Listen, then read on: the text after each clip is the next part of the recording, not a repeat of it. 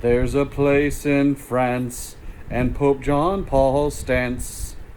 Uh, I am, as always, your host, Christopher Paul Dugdale, MEDMA. We are Duncanville High School in these United States, and today is April 21st, 2021. And 5 years ago today, Prince died. If he were here today, I hope we would all party like it's 1999. And if you listen closely in the background, this is what it sounds like when doves cry.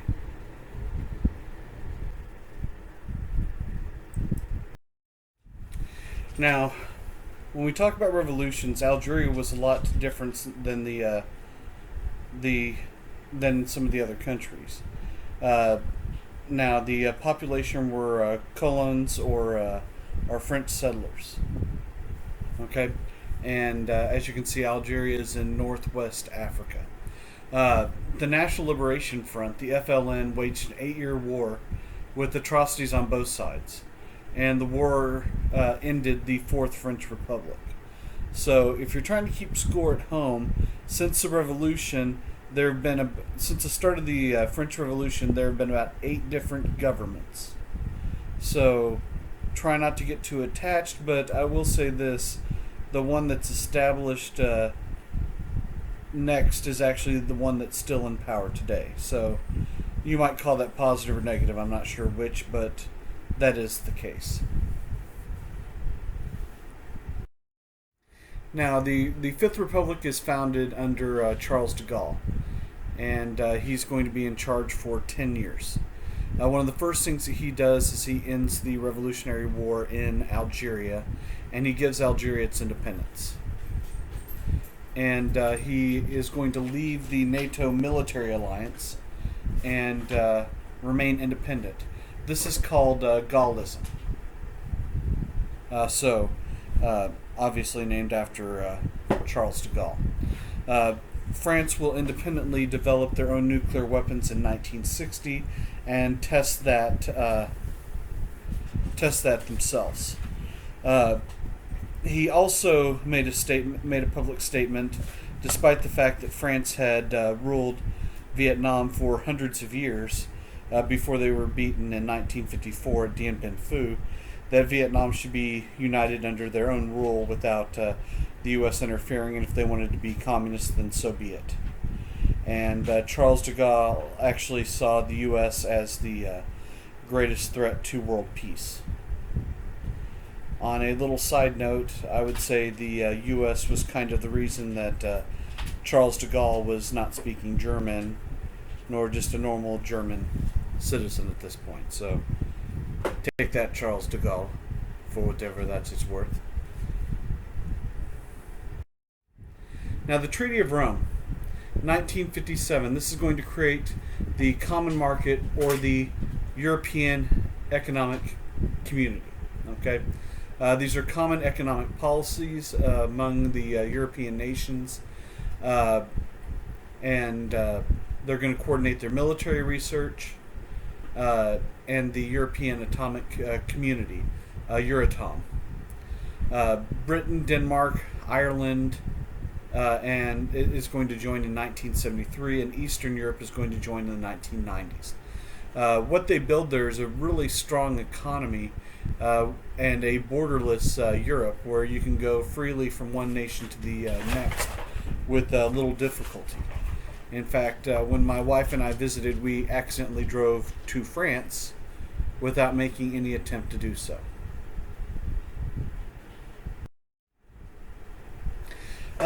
Canada is still really the child of Great Britain, and they're going to support the UN or United Nations to distance itself from the United States.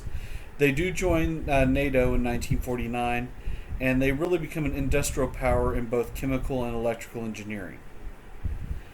By the way, just in case you don't know, the Canadian population is about the same size as Texas.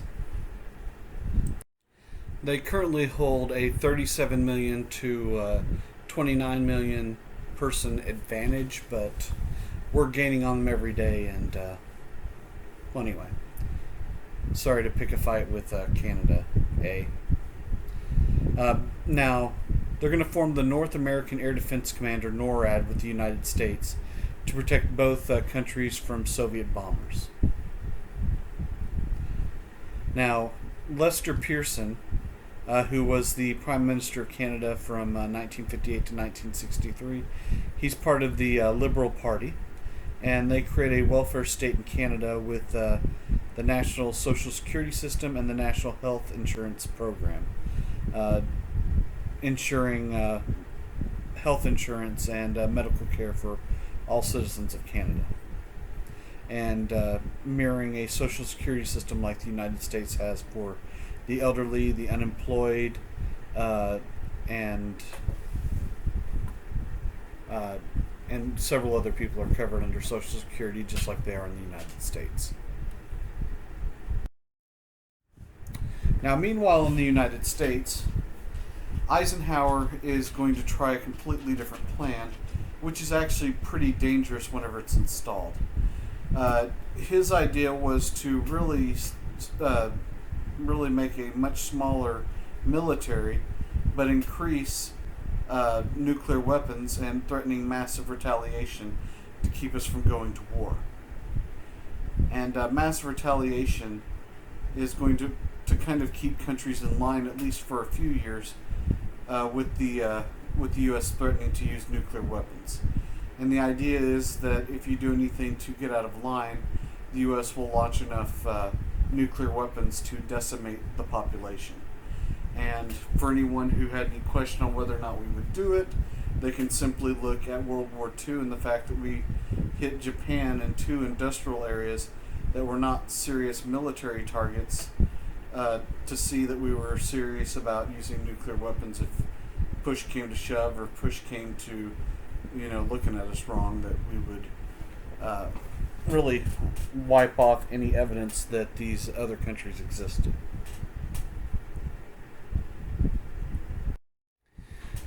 So, Nikita Khrushchev, as the premier of the Soviet Union, he makes a completely different push than what Stalin did. He focused on consumer goods, and the thought was they could make consumer goods to rival the United States, and but they were never able to close the gap with the U.S. They also would institute things like the Virgin Lands Project, and this opened Central Asian lands to help productivity on the collective farms. And the thought was people could just farm out in Central Asia, grow as much as they could, and it would make it easier for the collective farms. But the problem was the collectivization of farms has never worked, whether it be in the Soviet Union, in China, in North Korea, in Vietnam, or in Cuba, or any other country that's had a dalliance with communism. Just the level of production that they have to get and the level of work that they have to do is probably not commensurate with what they got out of it. Without capitalism, in some cases, people just didn't have the push they needed to do what they needed to do. The apparatchiki, these are party bureaucrats who were really afraid of the effects of Khrushchev's reform on their power, and they thought that if Khrushchev remained in power or went unchecked, that he would cause communism to crumble, but more importantly, their actual positions. And they're going to be the people that helped remove him from power following the Cuban Missile Crisis. So there are consequences for some people.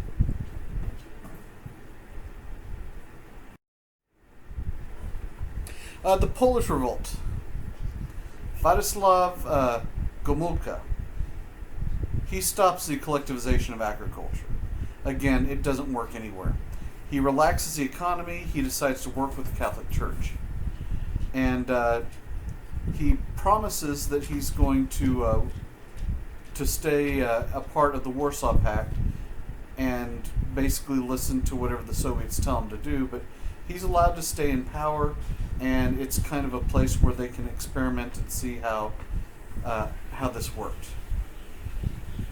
Now, once this happens, Hungarians under Imre Nagy, they start a revolt of their own. They free political prisoners.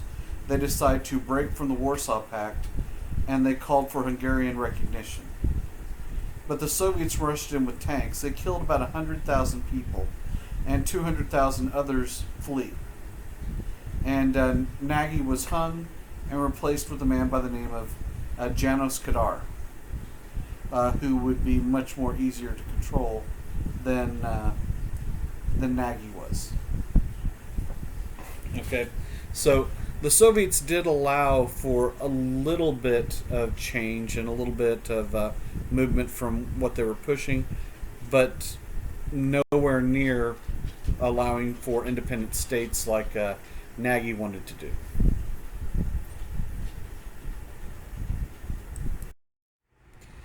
Sputnik. This is another one of those moments where there's certain times in your life where something happens and you remember what you were doing the second that happened. And Sputnik was important because on October 4th, 1957, the Soviets put the first artificial satellite in space, which meant that they could put things in orbit, which means that they could track anything around the Earth. And if they can put a satellite in space, why couldn't they put an atomic bomb?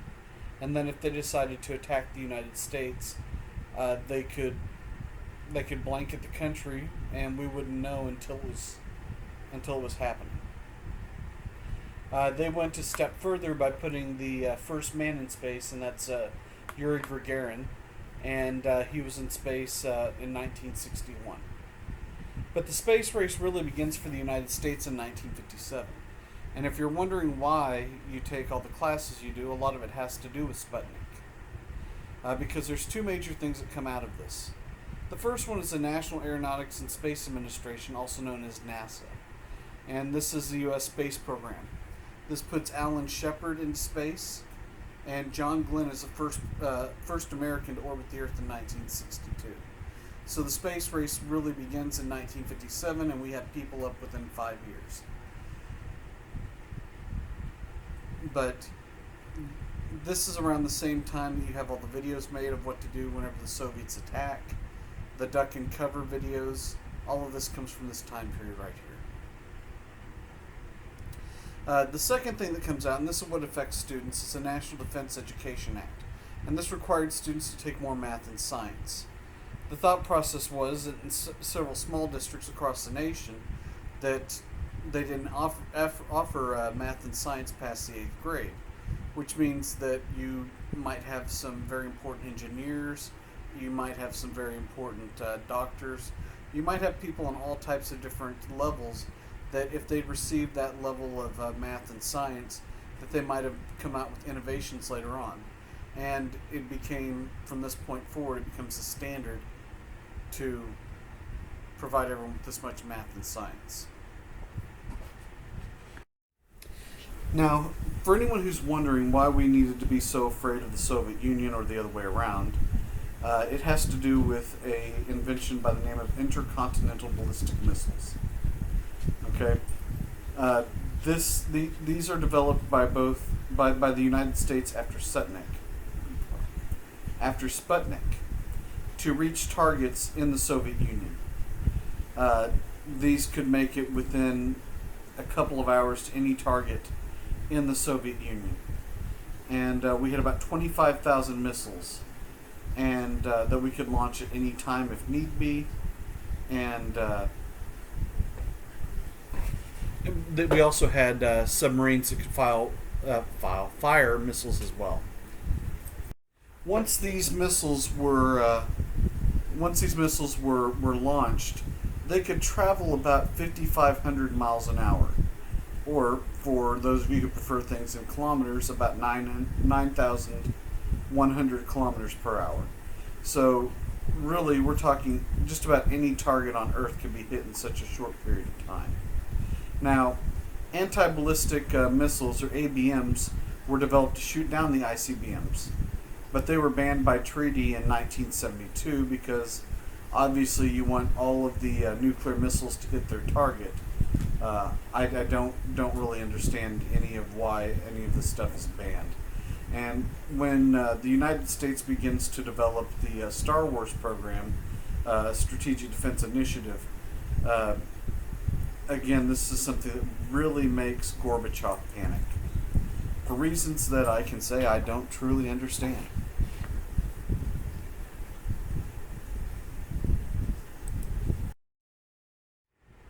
The kitchen debates. Okay, uh, so this occurred back in the end of the 1950s, and this is where Richard Milhous Nixon and Soviet Premier, or the leader of the Soviet Union, Nikita Khrushchev, they have these discussions about capitalism and communism and which one's better. They were eventually translated and put on television. And whenever these started off in the Soviet Union, Nikita Khrushchev really had Nixon at a disadvantage.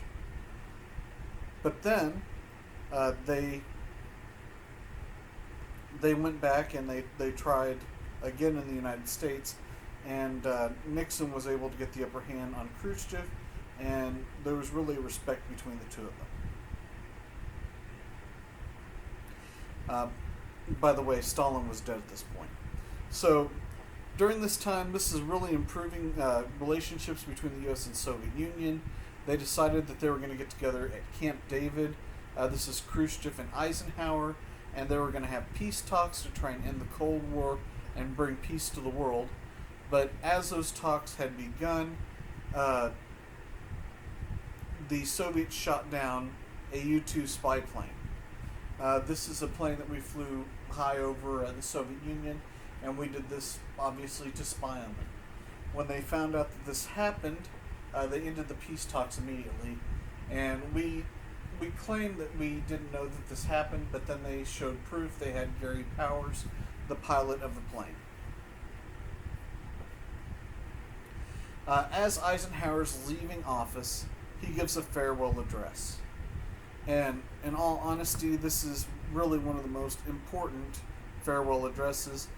If you notice, the only ones we talked about were Washington's and now Eisenhower's. So that's 2 out of 34 presidents. Okay? So that means this one's pretty significant. And he warns about the growing military industrial complex. And this is one of the things that goes back to the Nye Committee and the whole thought that if you let private companies make weapons for the defense, that they'll have a vested interest in going to war, and it would make war more probable. And that's one of the things that Eisenhower warned against.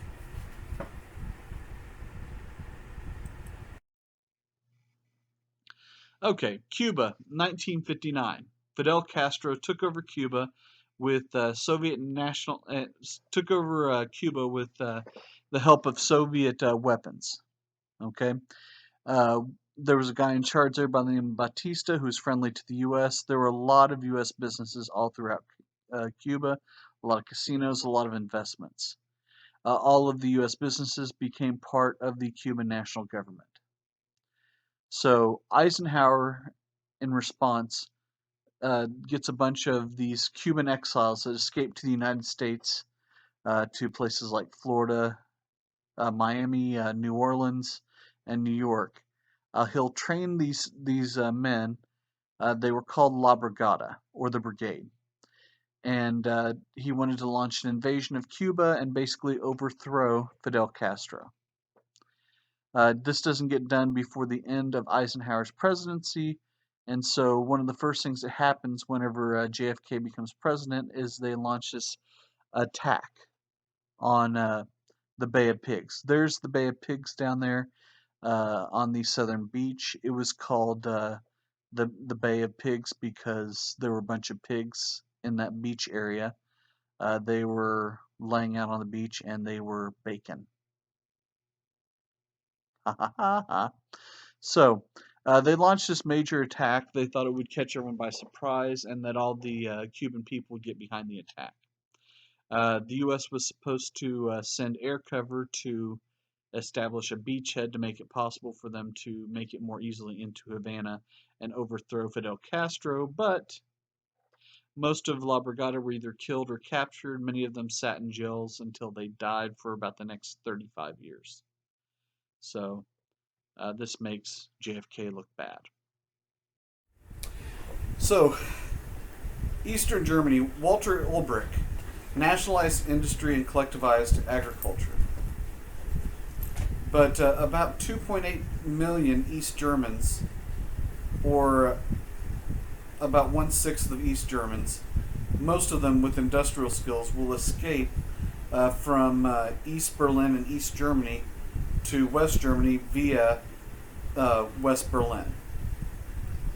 So, Ulbricht, along with Khrushchev, are going to build the Berlin Wall, which is going to separate East and West Berlin from each other.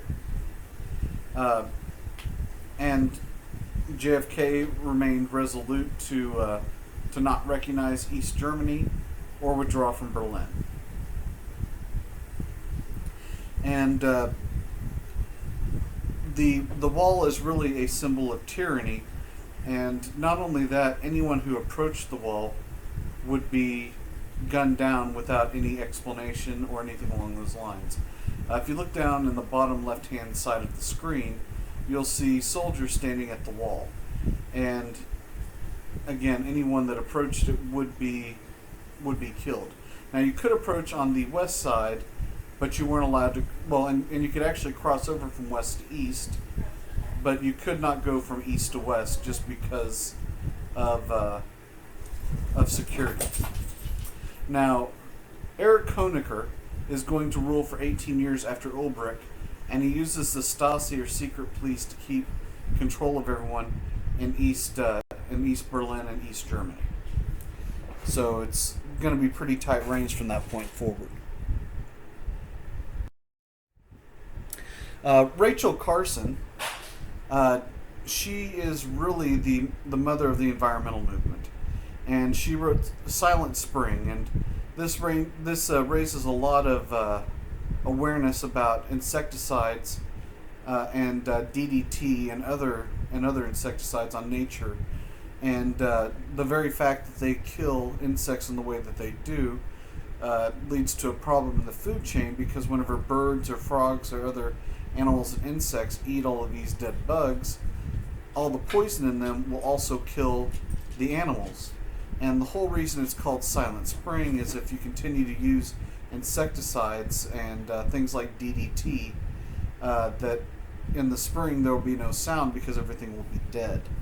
And DDT was actually developed and used on all World War II soldiers, because during World War I, 97% of all the men in the trenches had head lice and had a condition known as trench fever.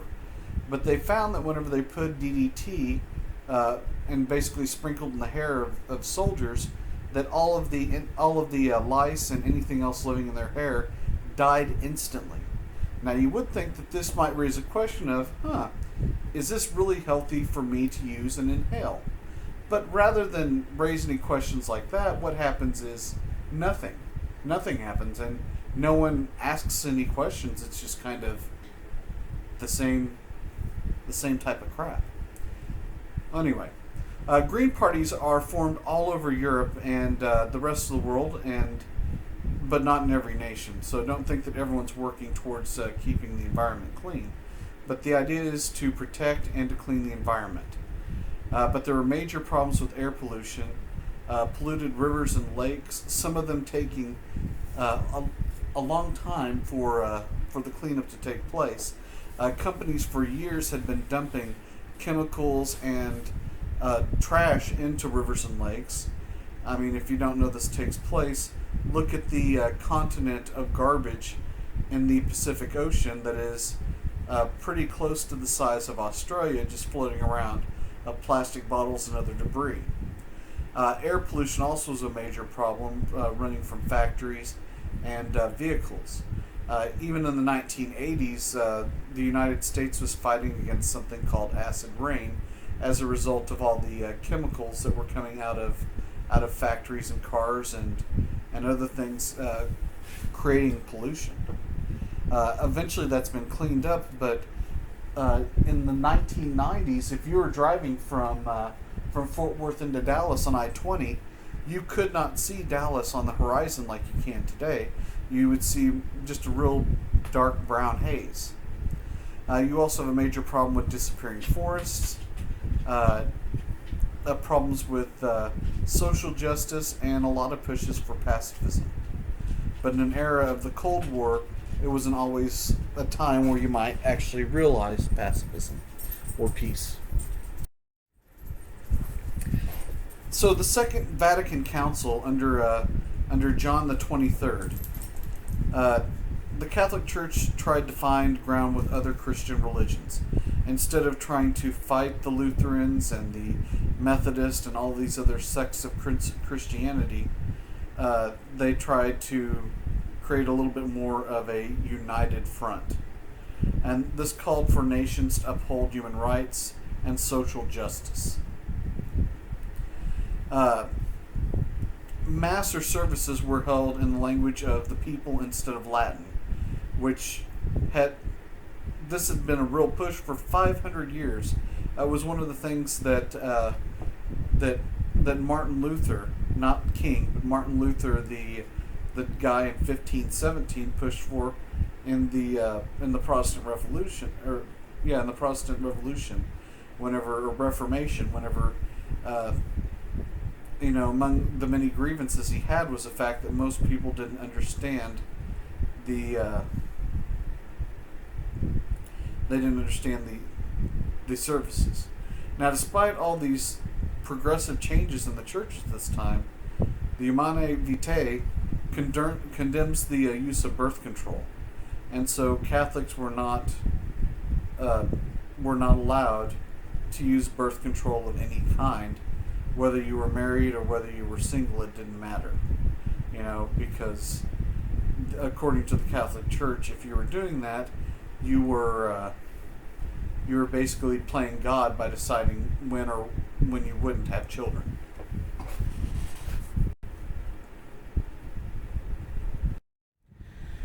Now, John the 23rd was succeeded by John Paul II. John Paul II was the first non-Italian pope since 1522. He supported the Solidarity movement in Poland. He tried to end communism in Eastern Europe. He fought against nuclear weapons. He finally apologized for the Crusades, something that the Catholic Church had instigated about 1,000 years earlier, and leading to the deaths of hundreds of thousands of people. He also apologizes for Galileo's persecution, especially since the church was in the wrong, and that the heliocentric view of the universe that was presented by Galileo was indeed proved correct. And he also apologized for the failure of the church to do anything during the Holocaust, where not only did the church kind of look the other way, but it also was used to smuggle Nazis out of Europe into places like Latin America and the United States, where they could avoid prosecution for war crimes. Now, at the same time that the Catholic Church is trying to make peace with other Christian sects, in Islam you have Muslim fundamentalism. And these were people that believed that you should live the same way that Muhammad, the Prophet, lived. And this really came about as a result of this perceived influence from Western ideas and values. And the truth is, Muslims, for the most part, saw Americans as these godless beasts that slept around, drank, did drugs, and did not adhere to any real religion. And they didn't want those same type of things leaking into Muslim society. And whatever arguments you may have against things in Muslim society, they just found that the society that was created in the United States and many Western nations was divisive and corrosive. It was important to many of the radicals after the Iranian Revolution in 1979 when the Ayatollah Khomeini took over. Also, the Taliban and ISIS will embrace this as well.